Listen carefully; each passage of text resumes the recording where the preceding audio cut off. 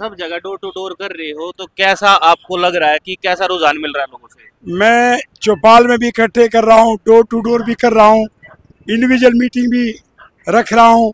बहादुरगढ़ बहुत आशा की नज़र से देख रहा है कि रमेश दलाल सरकारी नौकरियां और निजी कंपनियों में नौकरियां वो दिलवाएगा और मास्टर प्लान बदलवा के इस बहादुर का विकास गुड़गांव की तर्ज पर करेगा, जहां किसान को 25 करोड़ रुपए मिनिमम प्रति एकड़ मिलेगा, जहां गरीब को छत मकान और फ्लैट सेक्टर में मिलेगा।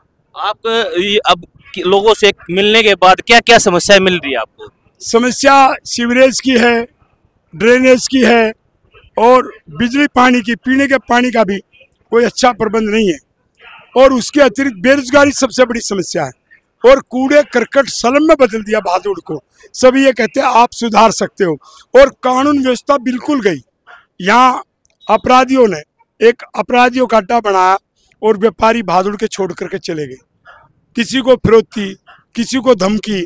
इसलिए अपराध मुक्त बहादुर बनाने के लिए लोग रमेश दलाल की तरफ देख रहे हैं, क्योंकि वो सुप्रीम कोर्ट का वकील, तो इसलिए वो आशा करते हैं कि ये अंकुश लगाएगा। तो वो सोचते हैं कि एक वकील ही हमारी नैया पार लगा सकता है? नहीं, जब मैं 2000 में चुनाव लड़ा तो जिसकी उम्र कैद थी, मेरा भाई नफे सिंह राठी, मुझे जबरन कुछ सैकड़ों वोट से हरा हुआ दिखाया। मैं उस केस को सुप्रीम कोर्ट तक ले गया और सुप्रीम कोर्ट में 5 जजों को, जिसको संविधान पीठ कहते हैं, मैंने बहस करके कानून बनवाया कि जितने भी सांसद और विधायक सजा होने के बाद चुनाव लड़ते हैं और संसद में बैठे हैं, इससे प्रजातंत्र कलंकित होगा। तो मेरी दलील पे सुप्रीम कोर्ट ने एक झटके में पूरे देश की संसद और सभी राज्यों की विधानसभा से उनको खत्म कर दिया। अब वो चुनाव नहीं लड़ सकते। उसी का परिणाम था ओम प्रकाश चौटाला जी, अजय चौटाला, लालू प्रसाद यादव, जयललिता, वो कभी चुनाव नहीं लड़ पाए। तो रमेश दलाल ने पूरे देश की संसद और विधानसभा को अपराध मुक्त कर दिया। इसलिए बहादुर देखता है जितनी ये बहादुर का विधायक बनेगा तो पूरा हरियाणा तो अपराध मुक्त होगा ही, लेकिन बहादुर में तो अपराध का परिंदा भी पर नहीं मार पाएगा। अभी आप देख रहे हैं कि हमारे बहादुरगढ़ विधानसभा में काफी लोग चुनौती दे रहे हैं कि, और काफी लोग प्रत्याशी के रूप में खड़े भी है, तो आपकी टक्कर में कौन है? मेरी टक्कर में भ्रष्टाचार, परिवारवाद। और एक बात को आप समझो, टक्कर कहाँ दे रहे हैं वो?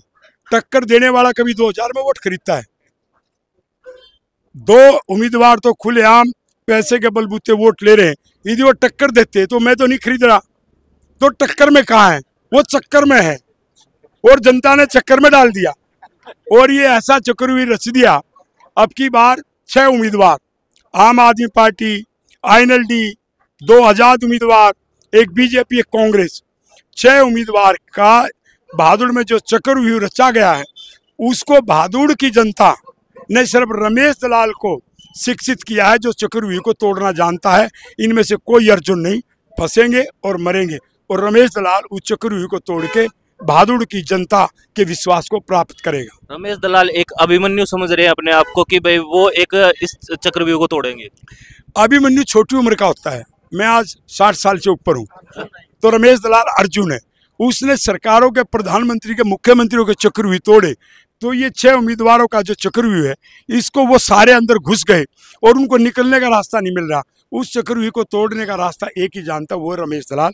और हरियाणा की नहीं, पूरे देश की नजर लगी है कि बहादुरगढ़ जो बहादुरों का गढ़ है, वो मेरे साथ खड़ा है उस चक्रव्यूह को तोड़ने के लिए। इनकी कईयों की जमानत जब्त होगी, आप देख लेंगे। लोगों की क्या पुकारा अब की बार रमेश दलाल, एक अकेला 3 प्रभारी रमेश दलाल अब की बारी।